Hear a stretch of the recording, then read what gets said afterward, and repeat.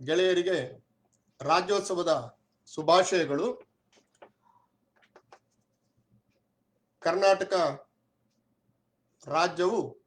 ರಾಜ್ಯವು ತನ್ನ ಹುಟ್ಟು ಹಬ್ಬವನ್ನ ಆಚರಿಸುತ್ತಿರುವಂತಹ ಸಂದರ್ಭದಲ್ಲಿ ಕಳೆದ ಸುಮಾರು 22 ವರ್ಷಗಳಿಂದ ಡೆಲ್ಲಿಯಲ್ಲಿ ಕುಳಿತ ನನ್ನನ್ನ ನೆನೆಸಿಕೊಂಡು ಕನ್ನಡದ ಬಗ್ಗೆ ಮಾತನಾಡಿ ಅಂತ ಪ್ರೀತಿಯಿಂದ ಆಹ್ವಾನಿಸಿದ ಲಿಗಾಡೆ ಪ್ರತಿಷ್ಠಾನದ ಎಲ್ಲ ಗೆಳೆಯರಿಗೂ ಕೂಡ ಆರಂಭದಲ್ಲಿ ನಾನು ನನ್ನ ಕೃತಜ್ಞತೆಗಳನ್ನು ಸಮರ್ಪಿಸಿ, ಈ ಕಾರ್ಯಕ್ರಮಕ್ಕೆ ಕಿವಿಗೊಡುತ್ತಿರುವ ಮತ್ತು ಕರ್ನಾಟಕದಲ್ಲಿರುವ ದೇಶದಾದ್ಯಂತ ಪ್ರಪಂಚದಾದ್ಯಂತ ಹರಡಿರುವ ಎಲ್ಲ ಕನ್ನಡಿಗರಿಗೂ ಕೂಡ ನನ್ನ ಶುಭಾಶಯಗಳನ್ನ ನಾನು ಆರಂಭದಲ್ಲಿ ಸಮರ್ಪಿಸುತ್ತಿದ್ದೇನೆ.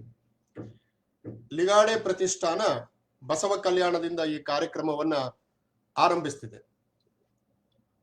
ಬಸವ ಕಲ್ಯಾಣ ಹಾಗೆ ನೋಡಿದರೆ ನಮ್ಮ ಶುದ್ಧೆಯ ಕೇಂದ್ರ. ನಾನು ಕೆಲವು ವರ್ಷಗಳ ಹಿಂದೆ ಬಸವ ಕಲ್ಯಾಣದಲ್ಲಿ ನಡೆದ ಸಾಹಿತ್ಯ ಸಮ್ಮೇಳನಕ್ಕೆ ಹೋಗಿ ಬಸವಾದಿ ಶರಣರು ಓಡಾಡಿದ ಜಾಗಗಳಲ್ಲಿ ನಾನು ಓಡಾಡಿ ರೋಮಾಂಚನಗೊಂಡು ಬಂದಿದ್ದೆ.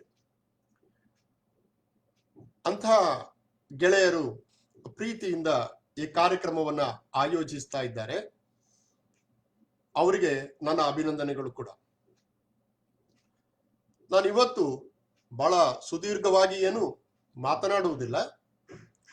ಕರ್ತವ್ಯದ ದೃಷ್ಟಿಯಿಂದ ವರ್ತಮಾನದ ಕನ್ನಡ ಎಂಬ ಕುರಿತು ಕೆಲವು ಅಭಿಪ್ರಾಯಗಳನ್ನು ಮಾತ್ರ ಸಂಕ್ಷಿಪ್ತವಾಗಿ ಹಂಚಿಕೊಳ್ಳುತ್ತಿದ್ದೇನೆ. ಯಾಕಂತಂದ್ರೆ ಈ ಕಾರ್ಯಕ್ರಮವನ್ನ ಕೇಳುವ ನೀವೆಲ್ಲರೂ ಕೂಡ ಕನ್ನಡದ ಬಗ್ಗೆ ಬಹಳ ಆಳವಾದ ತಿಳುವಳಿಕೆ ಇರುವವರು, ಕನ್ನಡವನ್ನ ದಿನನಿತ್ಯದ ಜೀವನದಲ್ಲಿ ಬಳಸುವವರು ಮತ್ತು ಕನ್ನಡ ಉಳಿಬೇಕು ಬೆಳಿಬೇಕು ಅಂತ ಕನಸು ಕಾಣುವವರು. ಹಾಗಾಗಿ ನಿಮಗೆ ವಿಶೇಷವಾಗಿ ಹೇಳಬೇಕಾದ್ದು ಏನು ಇಲ್ಲ. ನಾವು ಯಾರಿಗೆ ಕನ್ನಡದ ಬಗ್ಗೆ ಹೇಳಬೇಕೋ ಅವರು ಯಾರು ಈ ಕಾರ್ಯಕ್ರಮದಲ್ಲಿ ಭಾಗವಹಿಸ್ತಾನೂ ಇಲ್ಲ, ಅಥವಾ ಅವರಿಗೆ ಈ ಕಾರ್ಯಕ್ರಮದ ಬಗ್ಗೆ ಅಂತ ಆಸಕ್ತಿ ಕೂಡ ಇಲ್ಲ. ಹಾಗಾಗಿ ಇದು ನಾವೇ ಮಾತನಾಡಿಕೊಳ್ಳುವಂತ ಒಂದು ವಿಷಯ. ಇದನ್ನ ಗಮನದಲ್ಲಿಟ್ಟುಕೊಂಡು ಸಂಕ್ಷಿಪ್ತವಾದ ಕೆಲವು ಮಾತುಗಳು. ನನಗೆ ಅನ್ನಿಸಿದ ಹಾಗೆ ವರ್ತಮಾನ ಕಾಲದ ಕನ್ನಡಿಗರು ಕನ್ನಡದ ಮೇಲಿನ ವಿಶ್ವಾಸವನ್ನ ಸ್ವಲ್ಪ ಕಳಕೊಂಡಿದ್ದಾರೆ ಅಂತ ಅನ್ನಿಸ್ತದೆ. ಅಂದ್ರೆ ಕನ್ನಡ ಅನ್ನದ ಪ್ರಶ್ನೆ ಅಂತ ಮಾಡಿಕೊಂಡು ಇದು ಅನ್ನದ ಪ್ರಶ್ನೆ, ಅಂದ್ರೆ ಕನ್ನಡ ಅನ್ನ ಕೊಡುವುದಿಲ್ಲ ಎಂಬ ಒಂದು ಚಿಂತನಾ ಕ್ರಮದಲ್ಲಿ ಕನ್ನಡವನ್ನೇ ದೂರ ಇಟ್ಟು ಅನ್ನ ಕೊಡ್ತದೆ ಅಂತ ಭಾವಿಸಿಕೊಂಡಿರುವ ಬೇರೆ ಭಾಷೆಗಳನ್ನ ಮನೆಯೊಳಗೆ ಬಿಟ್ಟುಕೊಂಡು ಕನ್ನಡವನ್ನ ದೂರ ಮಾಡುತ್ತಿರುವಂತ ಪ್ರವೃತ್ತಿಯನ್ನ ನಾನಂತೂ ಕಾಣ್ತಾ ಇದ್ದೇನೆ. ಇದು ಯಾವುದೇ ಒಂದು ಭಾಷೆಯ ಬಗೆಗಿನ ತಪ್ಪು ತಿಳುವಳಿಕೆಯಿಂದ ಬಂದದ್ದು ಎಂಬುದನ್ನ ನಾವು ಮತ್ತೆ ಮತ್ತೆ ಹೇಳಬೇಕಾಗ್ತದೆ. ನಮ್ಮ ಮಾತುಗಳಲ್ಲಿ, ನಮ್ಮ ಬರವಣಿಗೆಯಲ್ಲಿ, ನಮ್ಮ ಚರ್ಚೆಗಳಲ್ಲಿ, ನಮ್ಮ ಚಿಂತನೆಗಳಲ್ಲಿ ಇದನ್ನ ನಾವು ಮತ್ತೆ ಮತ್ತೆ ಹೇಳಬೇಕು. ಕಳೆದ ಸುಮಾರು 2000 ವರ್ಷಗಳಿಂದ ಕೋಟ್ಯಂತರ ಕನ್ನಡಿಗರಿಗೆ ಅನ್ನ ಕೊಟ್ಟ ಕನ್ನಡ ಇದ್ದಕ್ಕಿದ್ದ ಹಾಗೆ ಅನ್ನ ಕೊಡದ ಭಾಷೆಯಾಗಿ ಪರಿವರ್ತನೆ ಆಗುವುದಾದ್ರೂ ಹೇಗೆ? ಹಾಗೆ ಆಗ್ಲಿಕ್ಕೆ ಸಾಧ್ಯ ಇದೆಯಾ? ಅಥವಾ ಇದು ಕನ್ನಡದಂತ ಒಂದು ಜೀವಂತ ಭಾಷೆಯ ಬಗೆಗಿನ ತಪ್ಪು ತಿಳುವಳಿಕೆಯಿಂದ ಹುಟ್ಟಿದಂತ ಭಾವನೆಯ? ಇದನ್ನ ನಾವು ಅರ್ಥ ಮಾಡ್ಕೋಬೇಕು. ನೀವು ಕನ್ನಡದ ಮೊದಲ ಶಾಸನ, ಅಂದ್ರೆ ಈಗ ಹಲ್ಮಿಡಿ ಶಾಸನವನ್ನ ಕನ್ನಡದ ಮೊದಲ ಶಾಸನ ಅಂತ ಹೇಳುವುದಿಲ್ಲ, ಅದಕ್ಕಿಂತಲೂ ಹಿಂದಿನ ತಾಳಗುಂದದ ಶಾಸನವನ್ನ ಕನ್ನಡದ ಮೊದಲ ಶಾಸನ ಅಂತ ಹೇಳ್ತಾರೆ. ಏನೇ ಇರಲಿ, ನಾವು ಶಾಸನಗಳ ಪ್ರಾಚೀನತೆಯನ್ನು ಹೇಳುವುದಕ್ಕೆ ಇಲ್ಲಿ ಕೊಡ್ತಿಲ್ಲ. ಆದ್ರೆ ನನಗೆ ಪ್ರಿಯವಾದಂತಹ ಹಲ್ಮಿಡಿ ಶಾಸನದ ಆರಂಭ ಜಯತಿ ಶ್ರೀ ಪರಿಶ್ವಂಗ ಶಾರಂಗಮ್ಯಾನತಿ ರಚ್ಯುತಃ ದಾನವಾಕ್ಸ್ನೋರ್ಯುಗಾಂತಾಗ್ನಿ ಶಿಷ್ಟಾನಾಂತು ಸುದರ್ಶನ ಎಂಬ ಒಂದು ಸಂಸ್ಕೃತ ಶ್ಲೋಕದಿಂದ ಆರಂಭವಾದರೂ ಮುಂದೆ ಅದು ಸಂಸ್ಕೃತವನ್ನ ಒಗ್ಗಿಸಿಕೊಳ್ಳುತ್ತಾ ಕನ್ನಡವನ್ನು ಮುಂದೆ ಮಾಡುತ್ತಾ ಬೆಳೀತಿರುವುದನ್ನು ನಾವು ಕಾಣ್ತೇವೆ. ಆ ಶಾಸನದ ಕೊನೆಯಲ್ಲಿ ಒಂದು ಮಾತು ಬರ್ತದೆ, ಇದಾನಳಿದೋಂಗೆ ಮಹಾಪಾತಕಂ. ಈ ಮಾತನ್ನ ನಾನು ನಿಮ್ಮ ಗಮನಕ್ಕೆ ತರುವುದು. ಈ ಶಾಸನವನ್ನು ಅಳಿದವನಿಗೆ ಮಹಾಪಾತಕ, ಇದಾನಳಿದೋಂಗೆ ಮಹಾಪಾತಕಂ ಸ್ವಸ್ತಿ. ನೋಡಿ, ಆ ಭಾಷೆಯ ಫ್ಲೋ ಅಥವಾ ಆ ಭಾಷೆಯ ಚಲನೆ ಅಂತ ಹೇಳ್ತೀವಲ್ಲ, ಅದರ ನುಡಿಗಟ್ಟು ಮತ್ತು ಅದರ ಓಟ, ಇದಾನಳಿದೋಂಗೆ ಮಹಾಪಾತಕಂ, ಎಷ್ಟು ಚೆನ್ನಾಗಿದೆ ನೋಡಿ. ಒಂದು ಕಲ್ಲಿನಲ್ಲಿ, ಹಲ್ಮಿಡಿ ಎಂಬ ಒಂದು ಊರಿನಲ್ಲಿ, ಹಾಸನ ಜಿಲ್ಲೆಯ ಒಂದು ಊರಿನಲ್ಲಿ ಕುಳಿತು ಕಲ್ಲಿನಲ್ಲಿ ಇದನ್ನು ಕೆತ್ತಿದಂತ ಒಬ್ಬ ಶಿಲ್ಪಿಗೆ ಇದಾನಳಿದೋಂಗೆ ಮಹಾಪಾತಕಂ ಅಂತ ಬರೆಯುವಾಗ ಆ ಕನ್ನಡದ ಮೇಲೆ ಇದ್ದಂತ ಆತ್ಮವಿಶ್ವಾಸವನ್ನು ಗಮನಿಸಿ. ಅವನಿಗೆ ಕನ್ನಡದಲ್ಲಿ ನಾನಿದನ್ನು ಸಮರ್ಥವಾಗಿ ಹೇಳಲಾರೆ ಎಂಬ ಆತಂಕ ಸ್ವಲ್ಪ ಕೂಡ ಇರಲಿಲ್ಲ. ಆದ್ದರಿಂದ ಕನ್ನಡದ ಮೊದಲ ಶಾಸನವೇ ಒಂದು ಆತಂಕರಹಿತವಾದಂತ, ಭಯರಹಿತವಾದಂತ, ನನ್ನ ಮನಸ್ಸಿನಲ್ಲಿ ಇದ್ದದನ್ನ ನಾನು ನೇರವಾಗಿ ಹೇಳಬಲ್ಲೆ ಎಂಬ ಆತ್ಮವಿಶ್ವಾಸದಲ್ಲಿ ರಚಿತವಾಗಿದೆ ಎಂಬುದನ್ನು ನಾವು ಮರಿಬಾರದು. ಮುಂದೆ ಸುಮಾರು 15,000 ಶಾಸನಗಳು ಹಲ್ಮಿಡಿ ಶಾಸನ ಮತ್ತು ಪಂಪನ ನಡುವೆ ಸೃಷ್ಟಿಯಾದ. ಕರ್ನಾಟಕದಲ್ಲಿ ಅತ್ಯಂತ ಹೆಚ್ಚು ಶಾಸನಗಳು ಸೃಷ್ಟಿಯಾದವು ಎಂಬುದನ್ನ ಶಾಸ್ತ್ರಜ್ಞರು ಹೇಳ್ತಾರೆ. ಅದರಲ್ಲಿ ನಮಗೆ ನಿಮಗೆ ಎಲ್ಲ ಗೊತ್ತಿರುವಂತ ಬಾದಾಮಿಯ ಕಪ್ಪೆ ಅರಭಟ್ಟನ ಶಾಸನದ ಒಂದು ಸಾಲು ನೆನಪಿಸ್ಕೊಳ್ಳಿ. ನೀವೆಲ್ಲ ಓದಿದ್ದೆ ಅಥವಾ ನಿಮಗೆ ಗೊತ್ತಿದೆ ಅದು. ಅದನ್ನು ಪುನಃ ನಿಮ್ಮ ಗಮನಕ್ಕೆ ತರ್ತಾ ಇದ್ದೀನಿ ಅಷ್ಟೇ. ಅದರಲ್ಲಿ ಕಪ್ಪೆ ಅರಭಟ್ಟನ್ ಶಿಷ್ಟ ಜನಪ್ರಿಯನ್ ಕಷ್ಟ ಜನ ವರ್ಜಿತನ್. ನೋಡಿ, ಕಪ್ಪೆ ಅರಭಟ್ಟನ್ ಶಿಷ್ಟ ಜನಪ್ರಿಯನ್ ಕಷ್ಟ ಜನ ವರ್ಜಿತನ್. ನೋಡಿ, ಹೀಗೆ ಇದು ನಾವು ಒಂದು ಲೇಖನಿಯನ್ನು ಹಿಡಿದು ಪೆನ್ನಿನಲ್ಲಿಯೋ ಅಥವಾ ಒಂದು ಲ್ಯಾಪ್ಟಾಪ್ ನಲ್ಲಿಯೋ ಬರೆಯುವಂತಹ ಮಾತಲ್ಲ. ಅವ ಕಲ್ಲಿನಲ್ಲಿ ಕೆತ್ತಬೇಕಾದ್ರೆ ನೀವು ಒಬ್ಬ ಶಿಲ್ಪಿ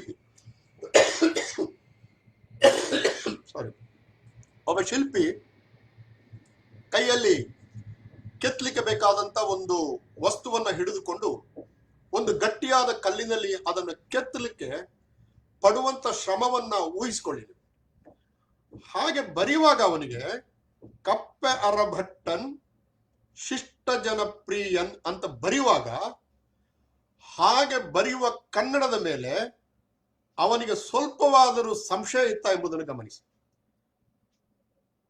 ಸಾಧುಗೆ ಸಾಧು, ಮಾಧುರ್ಯಂಗೆ ಮಾಧುರ್ಯಂ, ಬಾದಿಪ್ಪ ಕಲಿಗೆ ಕಲಿಗ ವಿಪರೀತನ್, ಮಾಧವ ನೀತನ್ ಪೆರನಲ್ಲ. ಇದು ಕ್ರಿಸ್ತಶಕ 750ರಷ್ಟು ಹಿಂದೆ ಕಲ್ಲಿನಲ್ಲಿ ಕಾವ್ಯ ಬರೆದ ಒಬ್ಬ ಶಿಲ್ಪಿಯ ಕನ್ನಡ ಇದು. ನೀವು ಶಾಸನಗಳನ್ನು ಸಾಮಾನ್ಯವಾಗಿ ನಾವು ಪ್ರಭು ಸಂಹಿತ ಅಂತ ಕರಿತೀವಿ, ಅಂದ್ರೆ ಅದು ರಾಜಾಜ್ಞೆಗಳು. ಆದ್ರೆ ಈತ ಬಾದಾಮಿ ಶಾಸನದಲ್ಲಿ ಬರೆದದ್ದು ಪ್ರಭು ಸಂಹಿತ ಅಲ್ಲ, ಅದು ಕಾಂತಹ ಸಂಹಿತ, ಅದು ಕಾವ್ಯದ ಹಾಗಿದೆ, ಅದು ಕಾವ್ಯವೇ ಅದು. ಮತ್ತು ಅದಕ್ಕೆ ಬಳಸಿದ ಛಂದಸ್ಸು ಅದು ತ್ರಿಪದಿ ಛಂದಸ್ಸು. ಅದು ಕನ್ನಡ ಜನಪದದ ಜೀವ ಕೇಂದ್ರವೇ ತ್ರಿಪದಿ. ಅದು ಇಡೀ ಕರ್ನಾಟಕದ ಜನಪದ ಸಾಹಿತ್ಯದ ಬಹಳ ದೊಡ್ಡ ಮುಖ ಅದು ತ್ರಿಪದಿಯಲ್ಲಿ ತಯಾರಾಗಿದೆ. ತ್ರಿಪದಿಯೇ ಕನ್ನಡ ಛಂದಸ್ಸಿನ ಮೂಲ ಲಯ. ಅದು ಅಂಶ ಛಂದಸ್ಸಿನ ಒಂದು ಒಂದು ಲಯ ಅದು. ಹಾಗೆ ಬರೆಯುವಾಗ ಆ ಶಿಲ್ಪಿಗೆ ಕನ್ನಡದ ಬಗ್ಗೆ ಯಾವ ಆತಂಕವೂ ಇರಲಿಲ್ಲ, ಭಯವೂ ಇರಲಿಲ್ಲ ಎಂಬುದನ್ನ ಗಮನಿಸಿ. ಕೇಶಿ ರಾಜ ಕಾವೇರಿಯಿಂದಮ ಗೋದಾವರಿವರ ವಿರುದ್ಧನಾಡದ ಕನ್ನಡದೊಳ್ಳಂದಾಗ ನೋಡಿ, ಅವನು ಕನ್ನಡದ ಪ್ರದೇಶವನ್ನ ನಿರ್ವಚಿಸ್ಬೇಕು. ಅವನು ಹಾಗೆ ನಿರ್ವಚಿಸುವಾಗ ಬಹಳ ಸ್ಪಷ್ಟವಾಗಿ ಕಾವೇರಿಯಿಂದಮ ಗೋದಾವರಿ 2 ನದಿಗಳ ನಡುವಣ ನಾಡೇ ಕನ್ನಡ, ಮತ್ತೆ ಅದರೊಳಗೆ ಕೊಪ್ಪಳ ನಗರ, ಅದನ್ನ ಕನ್ನಡದ ತಿರುಳ್ ಕಿಸುಳ್ ಅಂತ ಅವನು ಹೇಳ್ತಾನೆ. ಕಿಸುವಲಯ ಕನ್ನಡದ, ಅಂದ್ರೆ ನಾನು ಹೇಳ್ತಾ ಇರೋದು ಕನ್ನಡದ ಕವಿಗಳಿಗೆ ಏನು ಆವಾಗ ಕನ್ನಡ ಜಗತ್ತಿನ ಪ್ರಖ್ಯಾತ ಭಾಷೆಗಳಲ್ಲಿ ಒಂದು ಭಾಷೆ ಆಗಿತ್ತಾ? ಇರ್ಲಿಲ್ಲ. ಆಗ ಕನ್ನಡಕ್ಕೆ ಒಂದು ಕಡೆ ಸಂಸ್ಕೃತದ ಸಮಸ್ಯೆ ಇತ್ತು, ಇನ್ನೊಂದು ಕಡೆ ಪ್ರಾಕೃತದ ಸಮಸ್ಯೆ ಇತ್ತು, ಬೇರೆ ಬೇರೆ ಭಾಷೆಯ ಸಮಸ್ಯೆ ಕನ್ನಡಕ್ಕೆ ಆಗಲೂ ಇತ್ತು. ಆದ್ರೆ ಕನ್ನಡವನ್ನು ಒಪ್ಪಿಕೊಂಡವರು, ಕನ್ನಡವನ್ನು ಅಪ್ಪಿಕೊಂಡವರು ಮತ್ತು ಕನ್ನಡವನ್ನು ಬರೆದವರಿಗೆ ಕನ್ನಡದ ಮೇಲೆ ಯಾವ ಆತಂಕಗಳು ಕೂಡ ಇರಲಿಲ್ಲ. ಪಂಪನಂತೂ ನಿಮಗೆ ಗೊತ್ತೇ ಇದೆ. ವ್ಯಾಸ ಭಾರತವನ್ನ ಸಂಸ್ಕೃತದಲ್ಲಿ ಇದ್ದ ವ್ಯಾಸ ಭಾರತವನ್ನ ಭಾರತದ ಯಾವುದೇ ದೇಶಿ ಭಾಷೆಗಳಲ್ಲಿ, ಅಭಿಜಾತ ಭಾಷೆಗಳು ಬಿಟ್ಟುಬಿಡಿ, ಅಭಿಜಾತ ಭಾಷೆಗಳು ನಮ್ಮಲ್ಲಿ ಒಡಿಯಾ, ತಮಿಳು, ತೆಲುಗು, ಮಲಯಾಳಂ, ಸಂಸ್ಕೃತ ಮತ್ತು ಕನ್ನಡ, ಇವು 6 ಅಭಿಜಾತ ಭಾಷೆಗಳು, ಅಂದ್ರೆ ಪ್ರಾಚೀನ ಭಾಷೆಗಳು ಅಂತ ಲೆಕ್ಕ. ಈ ಪ್ರಾಚೀನ ಭಾಷೆಗಳನ್ನು ಬಿಟ್ಟರು ಕೂಡ ಭಾರತದ ಯಾವುದೇ ದೇಶಿ ಭಾಷೆಯನ್ನು ತೆಕ್ಕೊಂಡ್ರು ಕೂಡ ವ್ಯಾಸ ಭಾರತವನ್ನ ದೇಶಿ ಭಾಷೆಯಲ್ಲಿ ಬರೆದ ಮೊದಲ ಕವಿ ಕನ್ನಡದ ಪಂಪ. ಇನ್ನೆಲ್ಲ ಆಮೇಲೆ ಬಂತು. ಒಡಿಯಾದಲ್ಲಿ ಸರಳ ಭಾರತ ಆಮೇಲೆ ಬಂತು, ತಮಿಳಿನಲ್ಲಿ ಆಮೇಲೆ ಬಂತು, ತೆಲುಗಿನಲ್ಲಿ ಆಮೇಲೆ ಬಂತು, ಮಲಯಾಳದಲ್ಲಿ ಅಂತೂ 17-18 ಶತಮಾನದಲ್ಲಿ ಬಂತು. ಅಂದ್ರೆ 10ನೇ ಶತಮಾನದಷ್ಟು ಹಿಂದೆ ಪಂಪನಿಗೆ ವ್ಯಾಸ ಮುನೀಂದ್ರ ರುಂದರ ವಚನಾಮೃತ ವಾರ್ಧಿಯನ್ ಈಸುವೆ ಅಂದ್ರೆ ವ್ಯಾಸನು ಸಂಸ್ಕೃತದಲ್ಲಿ ಬರೆದಂತ ಒಂದು ಮಹಾಕಾವ್ಯವನ್ನ ಕನ್ನಡದಲ್ಲಿ ಹೇಳಬಲ್ಲೆ ಎಂಬ ಒಂದು ಆತ್ಮವಿಶ್ವಾಸ ಇತ್ತು. ನೋಡಿ, ನಾನು ಇವತ್ತು ಮಾತಾಡಬೇಕಾದ್ದು ಕನ್ನಡಿಗರ ಆತ್ಮವಿಶ್ವಾಸದ ಬಗ್ಗೆ, ಆತ್ಮಾಭಿಮಾನದ ಬಗ್ಗೆ, ಕನ್ನಡದ ಮೇಲಿನವರ ಹಿಡಿತದ ಬಗ್ಗೆ. ಅವನಿಗೆ ನಾನು ಕವಿವ್ಯಾಸನಲ್ಲ, ಆದರೆ ಕನ್ನಡದಲ್ಲಿ ಒಂದು ಮಹಾಭಾರತವನ್ನು ಹೇಳ್ತಾನೆ ಎಂಬಂತ ಒಂದು ಆತ್ಮವಿಶ್ವಾಸವಿತ್ತು. ಮತ್ತೆ ಅವನು ತನ್ನ ವಿಕ್ರಮಾರ್ಜುನ ವಿಜಯವನ್ನ ಬರೆದು ಅದನ್ನ ಕನ್ನಡಿಗರಿಗೆ ಮತ್ತು ದೇಶಕ್ಕೆ ಸಾಬೀತುಪಡಿಸಿ ತೋರಿಸಿದವನು. ಬರೀಲಿಕ್ಕೆ ಸಾಧ್ಯ ಅಂತ. ಮತ್ತು ಎಂಥ ಭಾರತವನ್ನು ಬರೆದವನು, ಕನ್ನಡಿಗರಿಗೆ ಆಪ್ತವಾದಂತ ಹೊಸರಿಪ ಕನ್ನಡಕ ಒಡೆಯನೋರ್ವನೆ ಸತ್ಕವಿ ಪಂಪ ನಾವಗಮ್ಮ ಅಂತ ನಾಗರಾಜ ಕವಿ ಹೇಳ್ತಾನೆ. ಅದು ನಿಜ. ಅದು ನೋಡಿ, ಇವತ್ತಿನವರೆಗೆ ಈ ಹೊತ್ತಿಗೂ ಕೂಡ ನಾವು ಪಂಪನನ್ನು ನೆನೆಸ್ಕೊಳ್ತೀವಿ ಅಂತಂದ್ರೆ 10ನೇ ಶತಮಾನದ ಪಂಪ 21ನೇ ಶತಮಾನದಲ್ಲಿ ಕೂಡ ಜೀವಂತವಾಗಿದ್ದಾನೆಂತಲೇ ಅರ್ಥ. ಅವನು ಇಡೀ ವಿಕ್ರಮಾರ್ಜುನ ವಿಜಯವನ್ನ ನಾವು ಓದುವಾಗ ಕತೆಗೋಸ್ಕರ ಓದುವುದಾಯ್ತು. ನಾವು ಓದ್ತೀವಿ, ಅದನ್ನ ಕತೆಗೋಸ್ಕರ ಓದ್ತೀವಿ. ನಾವು ಹೇಗೆ ಅವನು ಕತೆ ಹೇಳಿದ, ಸಾರಿ, ಪಾಂಡವರ ಕಥೆಯನ್ನು ಹೇಳಿದ, ಕೌರವರ ಕಥೆಯನ್ನು ಹೇಳಿದ, ಆಮೇಲೆ ಅವನ ಪಾತ್ರ ಚಿತ್ರಣ ಹೇಗೆ, ಅತ್ಯುನ್ನತೇಳು ಅಮರ ಸಿಂಧು ಉದ್ಭವಂ, ಇದೆಲ್ಲ ಆಯ್ತು. ಇದೆಲ್ಲ ನಮಗೆ ಗೊತ್ತಿದೆ. ಆದ್ರೆ ಅವನ ಆತ್ಮವಿಶ್ವಾಸ ನೋಡಿ. ಭಾಷೆ 10ನೇ ಶತಮಾನಕ್ಕೆ ಅದು ಇವತ್ತು ಬೆಳೆದಿರಲಿಲ್ಲ. ಇವತ್ತು ಭಾಷೆ ಬೆಳೆದಷ್ಟು ಇವತ್ತು ನಮಗಿರಬಹುದಾದಂತ ಒಂದು ಪದ ಸಂಪತ್ತು ಮತ್ತು ಸೌಕರ್ಯಗಳು 1000 ವರ್ಷಗಳಷ್ಟು ಹಿಂದೆ ಕನ್ನಡಕ್ಕೆ ಹೇಗಿರ್ಬೇಕು. ಆದ್ರೆ ಪಂಪನಿಗೆ ವಿಶ್ವಾಸವಿತ್ತು, ಮತ್ತೆ ಅದನ್ನ ಅವನು ಬರೆದು ಬಿಟ್ಟ. ಅವನು ಮೃಗಯಾವ್ಯಾಜ ನಿರೊಮ್ಮೆ ಶಂತನು ತೊಳಲ್ತರ್ಪಂ. ನೋಡಿ, ಅವನು ಶಂತನು ಭೇಟಿ ಮಾಡಿದ ಸಂದರ್ಭ, ಮೃಗಯಾವ್ಯಾಜದಿನೊರ್ಮೆ ಶಂತನು ತೊಳಲ್ತರ್ಪಂ. ಮತ್ತೆ ಮುಂದೆ ಬರ್ತದದು, ತನ್ ಮೃಗಶಾಭಾಕ್ಷಿಯ ಕಂಪು ತಟ್ಟಿ ಮಧುಪಂಬೋಲ್ ಸೋಲ್ತು ನಲ್ಮೆಗೆ ದಿವ್ಯಂ ಪಿಡಿವಂತೆ ಪಿಡಿದು ನೀ ಬಾ ಪೋಪಂ ಎಂದಂಗೆ ತತ್ಕನ್ಯಕ್ಕೆ ಮೆಲ್ಲಗೆ ನಾಂಚಿ ಕೇಳುವಡೆ ಎಮ್ಮಯ್ಯನಂ ಕೇಳಿರೇ. ನೋಡಿ, ಎಷ್ಟು ಅದ್ಭುತವಾದ ಫ್ಲೋ ಇದೆ. ಶಂತನು ಬೇಟೆಗೆ ಹೋಗ್ತಿದ್ದಾಗ ತನ್ ಮೃಗಶಾಭಾಕ್ಷಿಯ ಕಂಪು ತಟ್ಟಿ ಮಧುಪಂಬೋಲ್ ಸೋಲ್ತು ನಲ್ಮೆಗೆ ದಿವ್ಯಂ ಪಿಡಿವಂತೆ ಪಿಡಿದು ಅವಳ ಕೈಯನ್ನು ಹಿಡಿದು ನೀ ಬಾ ಪೋಪಂ, ಹೋಗುವ, ಅರಮನೆಗೆ ಹೋಗುವ ಎಂದಂಗೆ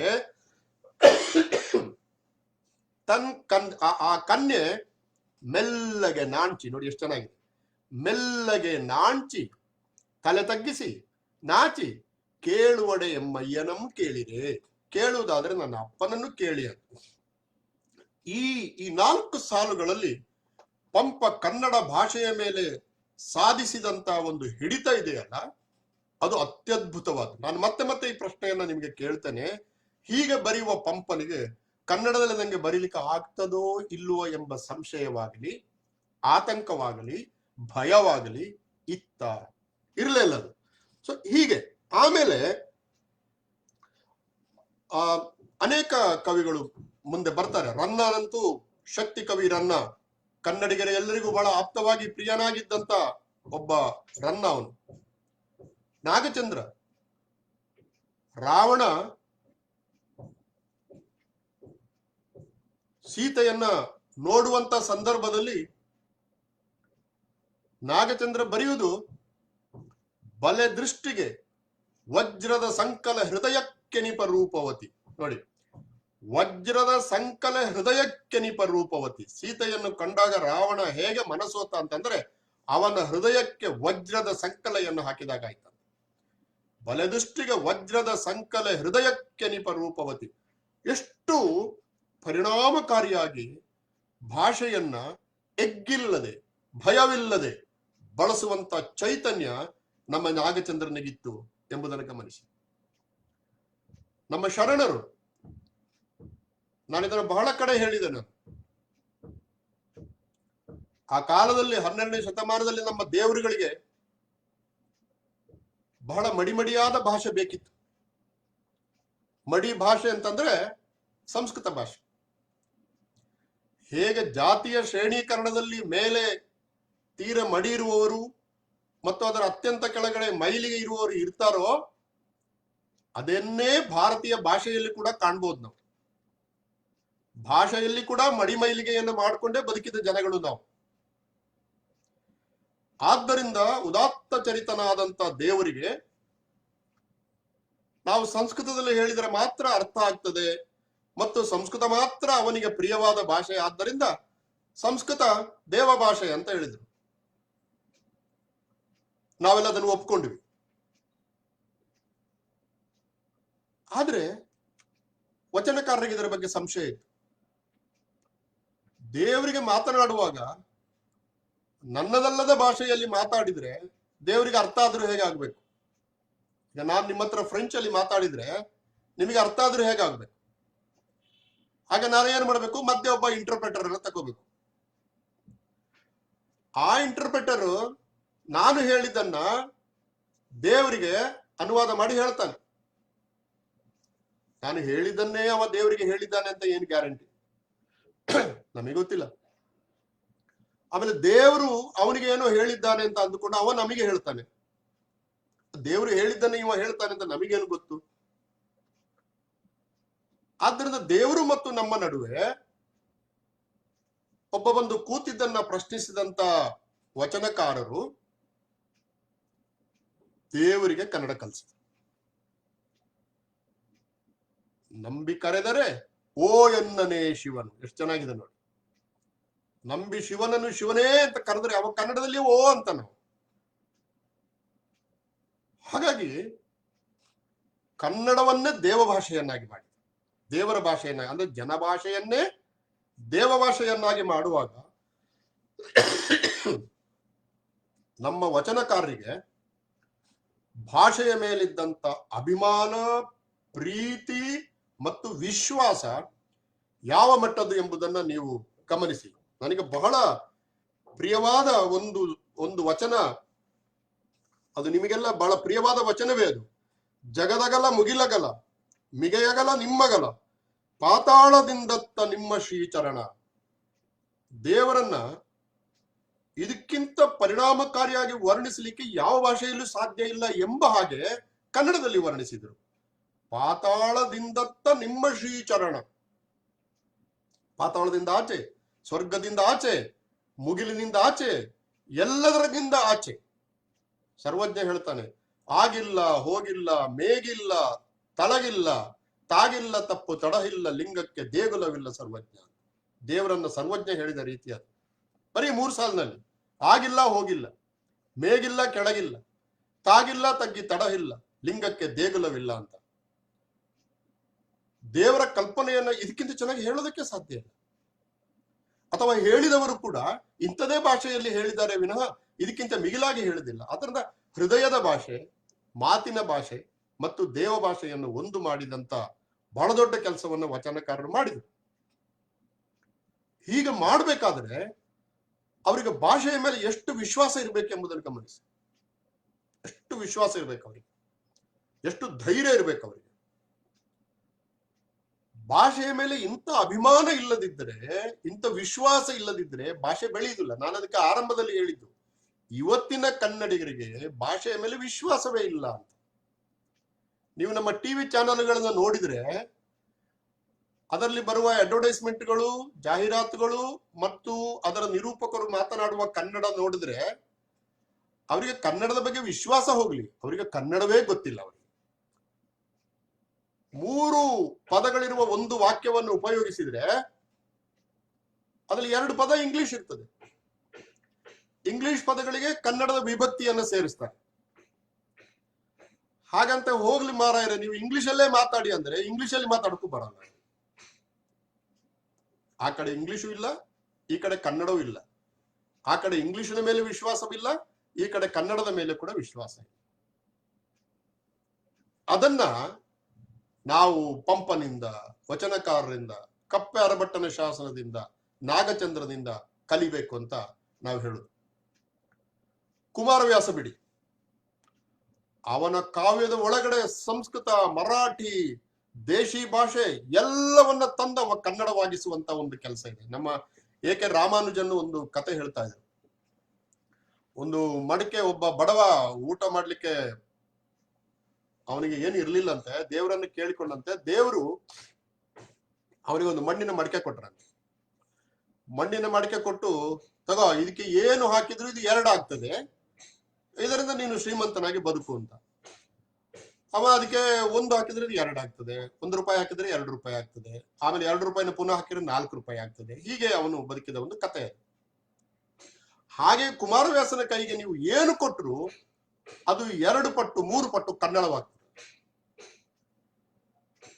ಮಜರೆ, ಭಾಪುರೆ ಎಲ್ಲ ಶಬ್ದ ಬಳಸ್ತಾನೆ, ಆದ್ರೆ ಅದು ಕನ್ನಡವಾಗಿ 2 ಪಟ್ಟು 3 ಪಟ್ಟು. ಅದು ಒಂಥರ, ನೀವು, ನಾನು ಇದನ್ನು ಹೇಗೆ ಹೇಳಬೇಕು ಅಂತ ನಂಗೆ ಅರ್ಥ ಆಗ್ತಾ ಇಲ್ಲ. ಆದ್ರೆ ನಮ್ ಕಡೆ ದಕ್ಷಿಣ ಕನ್ನಡ ಜಿಲ್ಲೆಯ ಕಡೆ ರಾತ್ರಿ ಅಕ್ಕಿ ಕಡ್ದಿಟ್ಟು ಆ ಉದ್ದು ಕಡ್ದಿಟ್ರೆ ಬೆಳಿಗ್ಗೆ ಅದು ಉಬ್ಬುತ್ತದೆ.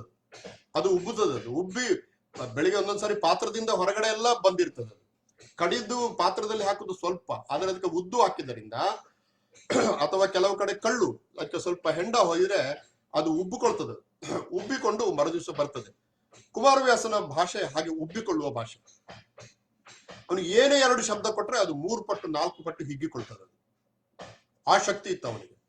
ಬಸಿರ ಬಗೆವೇನು ಕೀಚಕನ, ನಸು ಮಿಸುಕಿದೊಡೆ ವೈರಾಟ ವಂಶದ ಹೆಸರ ತೊಡೆವೇನು, ಕುಸುರಿದರಿವೆನು ಕೌರವ ವೃಜವ, ಭೀಮ ಕಷ್ಟವರಸಗಿದನು ಹಾ ಎಂದರಾದೊಡೆ, ಮುಸುಡನ ಮರಾದ್ರಿಯಲ್ಲಿ ತೇವೆನು ದೇವ ಸಂತತಿ ಅಂತ ಹೇಳುವ ಕುಮಾರವ್ಯಾಸನಿಗೆ ಕನ್ನಡದ ಮೇಲೆ ಎಂದಾದರೂ ಅವಿಶ್ವಾಸ ಬರೋದಕ್ಕೆ ಸಾಧ್ಯವಾಗ. ಬಸಿರ ಬಗೆವೇನು ಕೀಚಕನ ಭೀಮನಿಗೆ ಸಿಟ್ಟು ಬಂದು ಹೇಳುವುದು, ಬಸಿರ ಬಗೆವೇನು ಕೀಚಕನ, ನಸು ಮಿಸುಕಿದೊಡೆ ವೈರಾಟ ವಂಶದ ಹೆಸರ ತೊಡೆವೇನು. ವಿರಾಟ ನಗರದಲ್ಲಿ ಕೀಚಕ ಇದ್ದಾನೆ, ಉಳಿದವರೆಲ್ಲ ಇದ್ದಾರೆ. ಅವರೇನಾರು ನಸು ಮಿಸುಕಿದೊಡೆ ವಿರಾಟ ವಂಶದ ಹೆಸರ ತೊಡೆವೇನು. ವಿರಾಟ ವಂಶ ಎಂಬುದು ಜಗತ್ತಿನಲ್ಲಿ ಇಲ್ಲೇ ಇಲ್ಲ ಎಂಬ ಹಾಗೆ ಮಾಡಿಸ್ತೇನೆ ಅಂತ ನಾವು ಹೇಳ್ತೀವಲ್ಲ. ಬೈವಾಗ ನಾವು ಈಗಲೂ ಹೇಳ್ತೀವಲ್ಲ, ನಿನ್ನ ಹೆಸರಿಲ್ಲದಂಗೆ ಮಾಡ್ಬಿಡ್ತೀನಿ, ನೀ ಹುಟ್ಟೇ ಇಲ್ಲದಂಗೆ ಮಾಡಿಸ್ಬಿಡ್ತೀನಿ ನಾನು. ಕುಮಾರವ್ಯಾಸನಲ್ಲಿ ಅದೇ ಇರುವುದು. ಬಸಿರ ಬಗೆವೇನು ಕೀಚಕನ, ನಸು ಮಿಸುಕಿದೊಡೆ ವೈರಾಟ ವಂಶದ ಹೆಸರ ತೊಡೆವೇನು, ಕುಸುರಿದರಿವೇನು ಕೌರವ ವೃಜವ, ಭೀಮ ಕಷ್ಟವನೆಸಗಿದನು ಹಾ ಎಂದರಾದೊಡೆ. ದೇವತೆಗಳು ಮೇಲೆ ಕೂತ್ಕೊಂಡು ಅಯ್ಯಯ್ಯೋ ಭೀಮ ಕಷ್ಟ ಕೊಟ್ಟುಬಿಟ್ಟ ಅಂತ ಅಂದ್ರೆ, ಮುಸುಡನ ಅಮರಾದ್ರಿಯಲ್ಲಿ ತೇವೆನು, ಅವರ ಜುಟ್ಟನ್ನ ತಲೆ ಹಿಡಿದು ಅವರ ಮುಸುಡನ್ನು ಅಮರಾದ್ರಿಯಲ್ಲಿ ತೇಯ್ತಾನೆ ನಾನು ಅಂತ. ಮುಸುಡನ ಅಮರಾದ್ರಿಯಲ್ಲೂ ತೇವೆನು ದೇವ ಸಂತತಿ. ಎಷ್ಟು ಪರಿಪೂರ್ಣವಾಗಿ ತನ್ನ ಉದ್ದೇಶವನ್ನ ಭಾಷೆಯಲ್ಲಿ ಎಷ್ಟೊಂದು ಸಮರ್ಪಕವಾಗಿ ಕುಮಾರವ್ಯಾಸ ಹೇಳಿದ ಅಂತಂದ್ರೆ, ಅವನಿಗೆ ಭಾಷೆಯ ಬಗೆಗೆ ಯಾವ ಆತಂಕವೂ ಇರಲಿಲ್ಲ, ಭಯವೂ ಇರಲಿಲ್ಲ, ಅವಿಶ್ವಾಸವೂ ಇರಲಿಲ್ಲ. ಇದನ್ನು ನಾನು ಕನ್ನಡದಲ್ಲಿ ಹೇಳಲಿಕ್ಕೆ ಆಗ್ಲಿಕ್ಕಿಲ್ಲ ಅಂತ ಒಂದು ಸಣ್ಣ ಆತಂಕ ಕೂಡ ಅವನಲ್ಲಿ ಇರಲಿಲ್ಲ ಎಂಬುದನ್ನು ನೀವು ತಿಳ್ಕೊಂಡಿದ್ದೀರಿ. ಮುಂದೆ ನಾನು ಅನೇಕ ಉದಾಹರಣೆಗಳನ್ನ ಕೊಡಬಹುದಾದರೂ ಕೂಡ ಸಮಯದ ಕಾರಣದಿಂದ ಅದನ್ನು ನಾನು ಕೊಡುವುದಿಲ್ಲ. ನಾನು ಮೊನ್ನೆ ಫೇಸ್ಬುಕ್ ಅಲ್ಲಿ ಬರೆದ ಸಂಗನಗೌಡರು ಎಲ್ಲ ನೋಡಿರ್ಬೋದು. ಹರಿಹರ ಕನ್ನಡ ಭಾಷೆಗೆ ಉತ್ಸಾಹ ತುಂಬಿದ ಕವಿ. ನಾವು ಎಷ್ಟೋ ಬಾರಿ ನಮ್ಮ ಕನ್ನಡ ಬಹಳ ಜಡವಾಗಿರ್ತದೆ. ಅದು ಕೆಲವರು ಕನ್ನಡ ಮಾತಾಡೋದು ಕೇಳಿದ ನಿದ್ದೆ ಬರ್ತದೆ ನಮಗೆ. ಮಾತೃಭಾಷೆಯಲ್ಲಿ ಮಾತಾಡುವಾಗ ಮನಸ್ಸು ಅರಳಬೇಕು. ಮನಸ್ಸು ಅರಳಬೇಕು, ನಮ್ಮ ಅಂತರ್ಯ ಅರಳಬೇಕು. ಬರೀ ರಾಜ್ಯೋತ್ಸವ ದಿವಸ ಮಾತ್ರ ಅಲ್ಲ, ಕನ್ನಡ ಕಿವಿಗೆ ಬಿದ್ರೆ ಕನ್ನಡ ಎನೆ ಕುಣಿದಾಡುವುದೆನ್ನದೆ, ಕನ್ನಡ ಎನೆ ಕಿವಿ ನಿಮಿರುವುದು, ಕಾಮನ ಬಿಲ್ಲನ್ನು ಕಾಣುವ ಕವಿಯಲು ತೆಕ್ಕನೆ ಮೈಮನ ಮರೆಯುವುದು ಅಂತ ಕುವೆಂಪು ಸಾಲು. ಉತ್ಸಾಹ, ಕನ್ನಡ ಭಾಷೆಗೆ ಅದಮ್ಯವಾದ ಉತ್ಸಾಹ ತುಂಬಿದವನು ಹರಿಹರ. ಅವನ ರಗಳೆಗಳ ಭಾಷೆ, ಅವನ ಹರಿಶ್ಚಂದ್ರ ಕಾವ್ಯದ ಭಾಷೆ ಅದ್ಭುತವಾದ ಕನ್ನಡ. ಆಡುವ ಗುಂಡಯ್ಯನ ಹೊಸ ನೃತ್ಯಂ, ನೋಡುವ ಶಿವನಂ ಮುಟ್ಟಿತು ಸತ್ಯಂ, ಸುಖದಾಟಂ ತನ್ನಂ ಬೆಂಬತ್ತಲ್, ಸುಖಮುಖದಿಂದಂ ಮನಮಂ ಸುತ್ತಲ್, ಒಂದು ಪದಂ ಪಾತಾಳವನೊತ್ತಲ್, ಒಂದು ಪದಂ ಬ್ರಹ್ಮಾಂಡವನೆತ್ತಲ್, ಜಡೆಗಡು ಬೆಂಬಿಳಿ ವಿಡಿದಾಡುತ್ತಿರೆ ಕೈಯಲ್ಲಿ ಢಮರುಗ ಢಂಢನ್ ಢಮಳನೆ. ಏನಿದೆ ಕನ್ನಡ? ಕುಣಿಬೇಕು ಅನ್ಸುತ್ತೆ ನಮಗೆ. ಕನ್ನಡಿಗರನ್ನು ಕುಣಿಸಿದ ಭಾಷೆಯನ್ನು ಸೃಷ್ಟಿಸಿದ ಕೀರ್ತಿ ಹರಿಹರನಿಗೆ. ನಮ್ಮ ಶಿವಪ್ರಕಾಶ್ ಡೆಲ್ಲಿಯಲ್ಲಿದ್ದಾರೆ, ಕನ್ನಡದ ಬಹಳ ದೊಡ್ಡ ಕವಿ. ಅವರು ದಾಕ್ಷಾಯಿಣಿಯನ್ನು ಕಳಿಸಿಕೊಟ್ಟ ಶಿವ ಮತ್ತೆ ದಾಕ್ಷಾಯಿಣಿ ಬರುತ್ತಾಳೆ ಎಂಬುದನ್ನು ಕಾಯುವುದರ ಬಗ್ಗೆ ಒಂದು ಪದ್ಯ ಬರೀತಾರೆ ಅವರು. ಹೋಗು ದಕ್ಷನ ಮಗಳೇ ಅಂತ. ಯಾರು ಓದಬೇಕು ನೀವು ಅದನ್ನು. ಕನ್ನಡ ಭಾಷೆಯ ಚೆಲುವಿಗೆ ಶಕ್ತಿಯನ್ನ ಅರ್ಥ ಮಾಡಿಕೊಳ್ಳುವವರು ಆ ಪದ್ಯವನ್ನು ಓದಬೇಕು. ಒಂದು ಹರಿಹರನನ್ನು ಓದಬೇಕು, ಇಲ್ಲ ಶಿವಪ್ರಕಾಶನ ಓದಬೇಕು.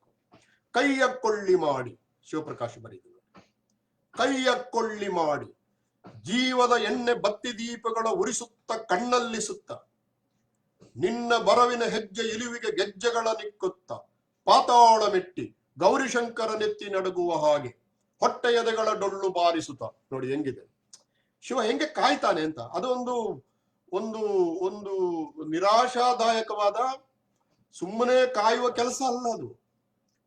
ಕಾಯುವುದಂದ್ರೆ ಅತ್ಯಂತ ತೀವ್ರವಾದ ಕಾಯುವುದು. ಅದನ್ನ ಕನ್ನಡದಲ್ಲಿ ಹಿಡಿಯುವ ಶಕ್ತಿ ಶಿವಪ್ರಕಾಶಿಗಿದೆ ನೋಡಿ. ಯಾಕಂದ್ರೆ ಶಿವಪ್ರಕಾಶಿಗೆ ವಚನ ಸಾಹಿತ್ಯದ ಒಂದು ಹರಿಹರನ ಹಿನ್ನೆಲೆ ಇದೆ ಅವರಿಗೆ. ಅದನ್ನು ಓದ್ಕೊಂಡಿದ್ದಾರೆ ಅವರು. ತಮಿಳಿನ ಸಂಗಮ ಲಿಟರೇಚರ್ ಓದ್ಕೊಂಡಿದ್ದಾರೆ ಅವರು, ಶಿಲಪದಿಕಾರಂ ಓದ್ಕೊಂಡಿದ್ದಾರೆ ಅವರು. ಆದ್ರಿಂದ ಕೈಯ ಕೊಳ್ಳಿ ಮಾಡಿ, ಕೈಯನ್ನ ಕೊಳ್ಳಿ ಮಾಡಿದ್ದಾನೆ, ದೀಟಿಗೆ ಮಾಡ್ಕೊಂಡಿದ್ದಾನೆ ಅವನು ಕೈಯನ್ನೇ. ಅದಕ್ಕೆ ಏನು ಎಣ್ಣೆ ಹಾಕಿದ್ದಾನೆ? ಎಲ್ಲೋ ಅಂಗಡಿಯಿಂದ ತಂದು ಎಣ್ಣೆ ಹಾಕಲಿಲ್ಲ. ಜೀವದ ಎಣ್ಣೆ ಬತ್ತಿ ದೀಪಗಳ ಉರಿಸುತ್ತ, ನೋಡಿ, ಜೀವದ ಎಣ್ಣೆ ಬತ್ತಿ ದೀಪಗಳ ಉರಿಸುತ್ತ ಕಣ್ಣಲ್ಲಿ ಸುತ್ತ, ನಿನ್ನ ಬರವಿನ ಹೆಜ್ಜೆ ಇಳುವಿಗೆ ಗೆಜ್ಜೆಗಳ ನಿಕ್ಕುತ್ತ. ಆಮೇಲೆ ಹೆಂಗೆ ನಿಂತಿದ್ದಾನವ? ಪಾತಾಳ ಮೆಟ್ಟಿ ಗೌರಿಶಂಕರ ನೆತ್ತಿ ನಡುಗುವ ಹಾಗೆ ಹೊಟ್ಟೆ ಎದೆಗಳ ಡೊಳ್ಳು ಬಾರಿಸುತ್ತ ನೀ ಬರುವೆ. ಇದು ಇದು ಇದು ಇದು ಭಾಷೆ. ಇದು ಕನ್ನಡದಲ್ಲಿ ಹೇಳಕ್ ಸಾಧ್ಯವಾದ. ನೀವು ಕಾಯುವುದನ್ನ ಐ ಆಮ್ ಜಸ್ಟ್ ವೈಟಿಂಗ್ ಅಂತ ಇಂಗ್ಲಿಷ್ ಅಲ್ಲಿ ಹೇಳಬೇಕು. ಈ ನಮ್ಮ ಟಿವಿ ನಿರೂಪಕರೆಲ್ಲ ಹೇಳ್ತಾರೆ ನೋಡಿ, ನೆಕ್ಸ್ಟ್ ಅವರು 5 ನಿಮಿಷದಲ್ಲಿ ಸೇರ್ಕೋತಾರೆ, we are just waiting for him ಅಂತ. ವೇಟಿಂಗ್ ಫಾರ್ ಹಿಮ್ ಅಂತ ಕಾಯುವುದನ್ನ ಶಿವಪ್ರಕಾಶ್ ಆಗಲಿ, ಹರಿಹರ ಆಗಲಿ, ವಚನಕಾರರಾಗಲಿ ಹೇಗೆ ಹೇಳಿದ್ದಾರೆ ಎಂಬ ತಿಳುವಳಿಕೆ ಇದ್ರೆ ಕನ್ನಡದಲ್ಲಿ ಚಂದ ಹೇಳ್ಬೋದು. ಅವರು ಇನ್ನೂ 5 ನಿಮಿಷಕ್ಕೆ ಬರುತ್ತಾರೆ, ದಯವಿಟ್ಟು ತಾಳ್ಮೆಯಿಂದ ಕಾಯೋಣ, ಏನು ತೊಂದರೆ ಇಲ್ಲ, ಯಾರ ಅಪ್ಪನ ಗಂಟು ಕೂಡ ಹೋಗಲ್ಲ. ಆದ್ರೆ ಈಗ ಕನ್ನಡ ಬಳಸುವವರಿಗೆ ಈ ವಿಶ್ವಾಸ ಇದೆ. ನನ್ನ ಬಹಳ ಪ್ರೀತಿಯ ಒಂದು ಉದಾಹರಣೆ ವಿಜಯನಗರದ್ದು. ಯಾವಾಗಲೂ ನಾನು ಹೇಳುದು, ವಿಜಯನಗರದ ಸಾಮ್ರಾಜ್ಯ ಬಹಳ ಸಂಪತ್ತಿನಿಂದ ಬೆಳೆದಿದ್ದು ಅಂತ ನಮಗೆಲ್ಲ ಗೊತ್ತಿದೆ. ಕನ್ನಡ ಸಂಸ್ಕೃತಿಯ ಬಹಳ ದೊಡ್ಡ ಒಂದು ಮುಖವನ್ನ ವಿಜಯನಗರ ಸಾಮ್ರಾಜ್ಯ ತೋರಿಸ್ತದೆ. ಆದ್ರೆ ಆ ವಿಜಯನಗರ ಸಾಮ್ರಾಜ್ಯದಲ್ಲಿ ಬದುಕಿದ್ದ ಪುರಂದರದಾಸ ಆ ವಿಜಯನಗರ ಸಾಮ್ರಾಜ್ಯವನ್ನು ಹಾಡಿ ಹೊಗಳದೆ ಆನೆ ಕುದುರೆ ಒಂಟೆ ಎಲ್ಲ ಲೋಳಲೊಟ್ಟೆ ಅಂತ 2 ಸಾಲು ಬರೆದು ಬಿಡ್ತಾನೆ. ಆನೆ ಕುದುರೆ ಒಂಟೆ ಎಲ್ಲ ಲೋಳಲೊಟ್ಟೆ ಅಂತ. ನಮ್ಮಲ್ಲಿ ಇವತ್ತಿನ ಬರಹಗಾರರು ಅಧಿಕಾರವನ್ನು ಹಾಡಿ ಹೊಗಳಿ ತಮ್ಮ ಪದವಿಯನ್ನ ಗಟ್ಟಿ ಮಾಡಿಕೊಳ್ಳುವುದಕ್ಕೆ ಪ್ರಯತ್ನ ಪಡ್ತಾ ಇರ್ತಾರೆ. ಎಲ್ಲರೂ, ಬಹಳ ಜನ ಹೋರಾಟಗಾರರು ಅಧಿಕಾರದ ವಿಷಯಕ್ಕೆ ಬಂದಾಗ ಅಧಿಕಾರದಲ್ಲಿರುವವರನ್ನು ಹೊಗಳುವುದಕ್ಕೆ, ನೇರವಾಗಿ ಪರೋಕ್ಷವಾಗಿ ಹೊಗಳುವುದಕ್ಕೆ ಶುರು ಮಾಡ್ತಾರೆ. ಹಾಗೆ ಹೊಗಳಿದ್ರೆ ವಿಜಯನಗರ ಕಾಲದಲ್ಲಿ ಬಸವಣ್ಣನು 8 ಜನರಲ್ಲಿ ಅವನು ಒಬ್ಬ ಆಸ್ಥಾನ ಕವಿ ಆಗ್ತಿದ್ನೇನು. ಆದ್ರೆ ಅವನು ಆನೆ ಕುದುರೆ ಒಂಟೆ ಎಲ್ಲ ಲೋಳಲೊಟ್ಟೆ ಅಂದ. ಯಾರು ನಂಬಕ್ಕಾಗಲ್ಲ ಅಂತ. ಲಂಗೋಟಿ ಒಳ್ಳೆದಣ್ಣ ಅಂದ. ಮಹಾರಾಜರುಗಳು ತಲೆಗೆ ಕಿರೀಟ ಇಟ್ಟುಕೊಂಡು, ಕುತ್ತಿಗೆ ತುಂಬಾ ಮಾಲೆ ಹಾಕೊಂಡು, ಆನೆ ಕುದುರೆ ಒಂಟೆಗಳ ಮೇಲೆ ಪಲ್ಲಕ್ಕಿಗಳ ಮೇಲೆ ಕುಳಿತುಕೊಂಡು ಸವಾರಿ ಹೋಗುತ್ತಿದ್ದಾಗ ಪುರಂದರದಾಸ ಲಂಗೋಟಿ ಒಳ್ಳೆದಣ್ಣ ಅಂದ. ಇಡೀ ಸಂಪತ್ತನ್ನ, ವಿಜಯನಗರದ ಸಾಮ್ರಾಜ್ಯವನ್ನ ಒಂದು ಸಾಲಿಂದ ನಿರಾಕರಿಸುವ ಕನ್ನಡ ಇದೆಯಲ್ಲ, ಅದು ಕನ್ನಡದ ಸೊತ್ತು, ಅದು ಕನ್ನಡದ ಸತ್ವ. ನಮ್ಮನ್ನು ಬೆಳೆಸಿದ್ದು ಈ ತರದ ಕನ್ನಡ. ಅದು ಬಸವಣ್ಣನಲ್ಲಿತ್ತು, ಅದು ಹರಿಹರನಲ್ಲಿತ್ತು, ಅದು ಪುರಂದರದಾಸರಲ್ಲಿ ಕೂಡ ಇತ್ತಿತ್ತು. ಸೊ ಹೀಗೆ ಒಂದು ಒಂದು ಒಂದು ಒಂದು ಕನ್ನಡ ಒಂದು 2000 ವರ್ಷಗಳವರೆಗೆ, ಸುಮಾರು ನೀವು 450 ಹಲ್ಮಿಡಿ ಶಾಸನ ಅಂತ ಇಟ್ರೆ 2000 ವರ್ಷಗಳಲ್ಲಿ ಒಂದು 1600-700 ವರ್ಷಗಳವರೆಗೆ ಒಂದು ಅತ್ಯಂತ ಆತ್ಮವಿಶ್ವಾಸದಿಂದ ಬೆಳೆಯುತ್ತಿದ್ದಂತ ಭಾಷೆ ಇದ್ದಕ್ಕಿದ್ದ ಹಾಗೆ ಆತ್ಮವಿಶ್ವಾಸವನ್ನು ಯಾಕೆ ಕಳ್ಕೊಂಡಿತ್ತು ಅಂತ ರಾಜ್ಯೋತ್ಸವ ಸಂದರ್ಭದಲ್ಲಿ ನಾವೆಲ್ಲ ಯೋಚನೆ ಮಾಡಿದ್ರೆ ಒಳ್ಳೇದು. ಯಾಕೆ ಕಳೀತು, ಯಾಕೆ ಆತ್ಮವಿಶ್ವಾಸವನ್ನು ಕಳ್ಕೊಳ್ತು? ನಮಗೆ ಇವತ್ತು ಯಾಕೆ ನೀವು ಬೆಂಗಳೂರಿನ ಕನ್ನಡ ಕೇಳಿದ್ರೆ ಬೇಜಾರಾಗ್ತದೆ. ನೋಡಿ, ನಾನು 22 ವರ್ಷದಿಂದ ಡೆಲ್ಲಿಲಿ ಇದ್ದೀನಿ. ನನ್ನ ಯೂನಿವರ್ಸಿಟಿಗೆ ಹೋದ್ರೆ ನಾನು ಇಂಗ್ಲಿಷ್ ಮಾತಾಡ್ಬೇಕು, ನನ್ನ ಮನೆಯಲ್ಲಿ ನನ್ನ ಮನೆಯ ಒಳಗಡೆ ಬಿಟ್ರೆ ನಾನು ಹಿಂದಿ ಮಾತಾಡ್ಬೇಕು. ಆದ್ರೂ ನನಗೆ ನಿರ್ಭಿಡೆಯಿಂದ ಕನ್ನಡ ಮಾತಾಡುವಂತ ಒಂದು ಉತ್ಸಾಹ ಇದೆ ನನಗೆ, ಇಂದು ಕೂಡ ಇದೆ. ನಾನು ಹೇಗೆ ಉಳಿಸ್ಕೊಳ್ಳಕ್ ಸಾಧ್ಯ ಆಯ್ತು? ಈ ಉತ್ಸಾಹವನ್ನ ನಗರವಾಸಿ ಬೆಂಗಳೂರಿಗರಿಗೆ ಯಾಕೆ ಇಟ್ಟುಕೊಳಕ್ ಆಗಲ್ಲ ಅಂತಂದ್ರೆ, ಇದರ ಸಮಸ್ಯೆ ಇರುವುದು ಇವರಿಗೆ ಕನ್ನಡದ ಚರಿತ್ರೆಯ ಬಗ್ಗೆ, ಕನ್ನಡದ ಇತಿಹಾಸದ ಬಗ್ಗೆ, ಕನ್ನಡ ಭಾಷೆಯ ಸತ್ವದ ಬಗ್ಗೆ ಯಾವ ತಿಳುವಳಿಕೆ ಕೂಡ ಇಲ್ಲ. ಎಸ್ಪೆಷಲಿ ಮಾಧ್ಯಮಕ್ಕೆ ಸೇರುವವರಿಗೆ ಕನ್ನಡ ಭಾಷೆಯ ಕುರಿತು ಒಂದು ತರಬೇತಿ ಕೊಡಬೇಕು. ಕರ್ನಾಟಕ ಸರ್ಕಾರ ಪತ್ರಿಕಾ ಅಕಾಡೆಮಿ ಇದೆ, ಅಥವಾ ಕನ್ನಡ ಅಭಿವೃದ್ಧಿ ಪ್ರಾಧಿಕಾರ ಇದೆ, ಬೇರೆ ಬೇರೆ ಪ್ರಾಧಿಕಾರಗಳು, ಸಂಸ್ಕೃತಿ ಇಲಾಖೆ ಇದೆ. ಇವರೆಲ್ಲರೂ ಕೂಡ ಮಾಧ್ಯಮದಲ್ಲಿ ಕೆಲಸ ಮಾಡುವವರಿಗೆ ಕನ್ನಡ ಭಾಷಾ ಬಳಕೆಯ ಬಗ್ಗೆ ಒಂದು ಒಳ್ಳೆಯ ತರಬೇತಿ ಕೊಟ್ಟು ಬಿಟ್ರೆ, ಅಟ್ಲೀಸ್ಟ್ ಒಂದು ವಾರದ 15 ದಿವಸದ ಹೆಂಗೆ ಭಾವನೆಗಳನ್ನ, ಈಗ 10ನೇ ಶತಮಾನದ ಅನುಭವಗಳನ್ನ 10ನೇ ಶತಮಾನದ ಕವಿಗಳು ಹೇಳಿದ್ದಾರೆ, 12ನೇ ಶತಮಾನದ ಅನುಭವಗಳನ್ನು 12ನೇ ಶತಮಾನದ ಭಾಷೆಯಲ್ಲಿ ಕವಿಗಳು ಹೇಳಿದ್ದಾರೆ, 16ನೇ ಶತಮಾನದ ಭಕ್ತಿ ಯುಗದಲ್ಲಿ 16ನೇ ಶತಮಾನದ ಅನುಭವವನ್ನ ಅಲ್ಲಿಯ ಕವಿಗಳು ಸಶಕ್ತವಾಗಿ ಹೇಳಿದ್ದಾರೆ. 20ನೇ ಶತಮಾನದಲ್ಲಿ ಕುವೆಂಪು, ಬೇಂದ್ರೆ, ಸಿದ್ದಯ್ಯ ಪುರಾಣಿಕರು ಇವರೆಲ್ಲರೂ ಕೂಡ 20ನೇ ಶತಮಾನದ ಪೂರ್ವ ಭಾಗದ ಅಗತ್ಯಗಳನ್ನ ಅದ್ಭುತವಾದ ಕನ್ನಡದಲ್ಲಿ ಹೇಳಿದ್ದಾರೆ. ಅಂತಂದ್ರೆ 21ನೇ ಶತಮಾನದ ಅಗತ್ಯಗಳನ್ನ ಕನ್ನಡದಲ್ಲಿ ಹೇಳಲಿಕ್ಕೆ ನಮಗೆ ಯಾಕೆ ತೊಂದರೆ? ಅದು ಆಗೋದಿಲ್ಲ ಅಂತ ಹೇಳುವವನಿಗೆ ಕನ್ನಡ ಗೊತ್ತಿಲ್ಲ ಅಂತ ಅರ್ಥ. ಕನ್ನಡದ ಸಮಸ್ಯೆ ಅಲ್ಲ ಇದು. ಕನ್ನಡಕ್ಕೆ ಆ ಶಕ್ತಿ ಇಲ್ಲ ಅಂತ ಹೇಳ್ತಾರೆ. ಅದಲ್ಲ, ಅದು ಕನ್ನಡಕ್ಕೆ ಇರುವ ಶಕ್ತಿಯನ್ನು ತಿಳ್ಕೊಳ್ಳುವ ಶಕ್ತಿ ನಿನಗಿಲ್ಲ ಅಂತ ಹೇಳುದು. ಮತ್ತೆ ಅದನ್ನು ಬೆಳೆಸಬೇಕು ನಾವು. ಒಂದು ಭಾಷೆ ಸುಮ್ಮನೆ ಬೆಳೆಯೋದಿಲ್ಲ. ನೋಡಿ, ಇವತ್ತು ಕೊನೆಯ ಮಾತು, ಇವತ್ತು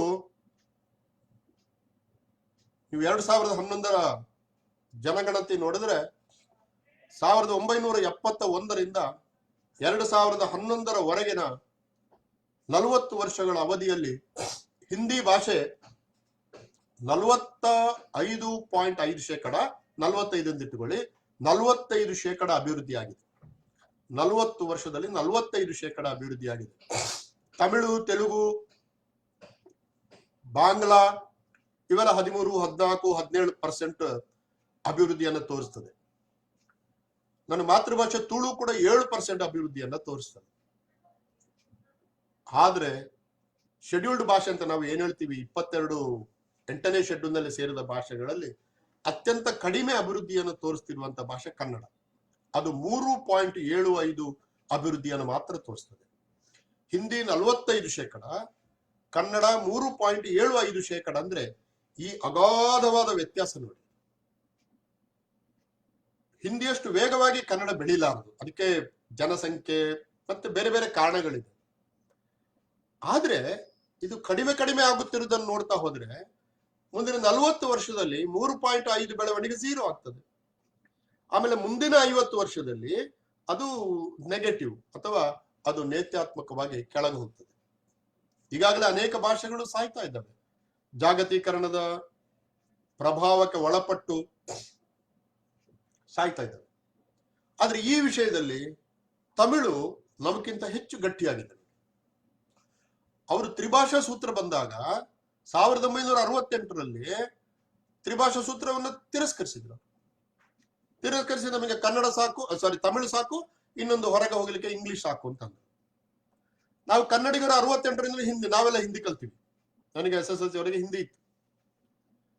ತ್ರಿಭಾಷಾ ಸೂತ್ರವನ್ನು ಅಳವಡಿಸಿಕೊಂಡು ಹಿಂದಿ ಕಲಿತು ಕನ್ನಡಿಗರಿಗೆ ಏನು ಲಾಭ ಆಗಿದೆ ಎಂಬುದನ್ನ ರಾಜ್ಯೋತ್ಸವ ಸಂದರ್ಭದಲ್ಲಿ ಒಂದು ವಿಚಾರ ಸಂಕಿರಣ ಮಾಡಿ ನಾವೊಂದು ಅಭಿಪ್ರಾಯವನ್ನು ರೂಪಿಸಿಕೊಳ್ಬೇಕು. ಮತ್ತು ತಮಿಳುನಾಡಿಂದ ಒಬ್ಬ ದೊಡ್ಡ ವಿದ್ವಾಂಸನನ್ನು ಕರೆಸಿ 68ರಿಂದ ನೀವು ತ್ರಿಭಾಷಾ ಸೂತ್ರವನ್ನು ತಿರಸ್ಕಾರ ಮಾಡಿದ್ದೀರಿ, ತಿರಸ್ಕಾರ ಮಾಡಿದರಿಂದ ಅವರಿಗೆ ಏನು ನಷ್ಟ ಆಗಿದೆ, ಒಪ್ಪಿಕೊಂಡದ್ರಿಂದ ನಮಗೇನು ಲಾಭ ಆಗಿದೆ ಎಂಬುದರ ಕುರಿತು ಒಂದು ವ್ಯಾಪಕವಾದ ಚರ್ಚೆ ಆದ್ರೆ, ದಿಟ್ಟವಾದ ಮುಕ್ತವಾದ ಚರ್ಚೆ ಆದ್ರೆ ನಮಗೆ ತ್ರಿಭಾಷಾ ಸೂತ್ರದ ಬಗ್ಗೆ ಒಂದು ತೀರ್ಮಾನ ತಗೊಳ್ಳಿಕ್ಕೆ ಸಾಧ್ಯ ಆಗುತ್ತೆ. ಇಲ್ಲ ಇದ್ರೆ ನಾವು ಈಗ ತ್ರಿಭಾಷಾ ಸೂತ್ರದಲ್ಲಿ ಬಹಳ ಸುಲಭವಾಗಿ ಹಿಂದಿ, ಸಂಸ್ಕೃತ ಮತ್ತು ಇಂಗ್ಲಿಷ್ ಕಲಿತು ಹೋಗುವವರು ಇರ್ತಾರೆ.